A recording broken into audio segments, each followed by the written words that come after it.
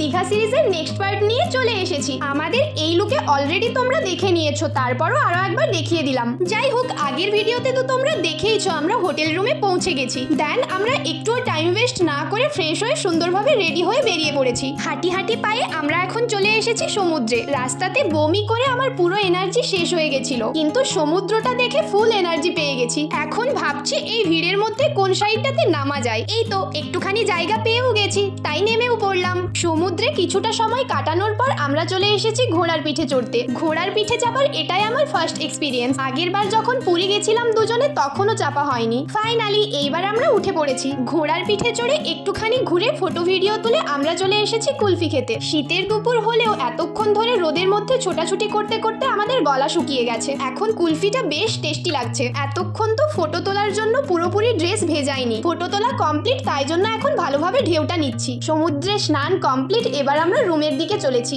এখন একটু ঠান্ডা ঠান্ডা লাগছে। রুমে এসে ফ্রেশ হয়ে বসে পড়েছি খেতে। প্রত্যেকটা পদই ভীষণ টেস্টি, কোনটা ছেড়ে কোনটা খাই। এই মুহূর্তে আমি রেস্তোরাঁর নাম একদম ভুলে গেছি, না হলে মেনশন করে দিতাম। লাঞ্চ সেরে আমরা একটু ঘুমিয়ে পড়েছিলাম। এখন সন্ধে হয়ে গেছে, তাই জন্য আবারও রেডি সেডি হয়ে গেছি। এখন আমরা তেমন কোথাও যাব না, এখানকার মার্কেটটা একটু এক্সপ্লোর করব। আমাদের এই সুন্দর ব্যাকগ্রাউন্ডটা একটু ইগনোর করবে। চলো তাহলে বেরোনো যাক। লিফটের মিউজিকটা একটু তোমরাও শোনো।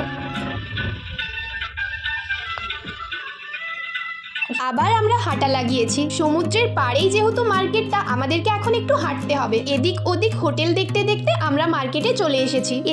এসেই আমার খাবারের দিকে চোখ চলে গেছে। খাওয়ার বলতে তেমন কিছুই না, কালারফুল ওই জেলি লজেন্স গুলোর দিকে আমার চোখ পড়েছে। কি কিউট দেখো, শুধু দেখতে সুন্দর তেমন না, খেতেও বেশ ভালো। এগুলো খেতে খেতে বাড়ির জন্য কিছু কেনাকাটা এখান থেকে সেরে নেব, তাই জন্যই দোকানগুলো ভালোভাবে ঘুরে ঘুরে দেখছি। এখানকার এই ঝিনুকের হরিণটা দেখতে বেশ ভালো লাগছে।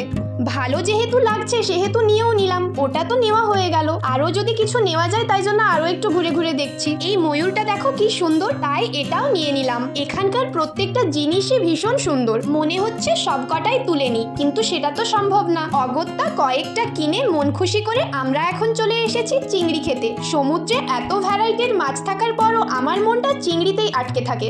আচ্ছা, তোমরাও কি আমার মতোই চিংড়ি লাভার? চিংড়িটা শেষ করে এখন চলে এসেছি একটু ফুচকা টেস্ট করতে।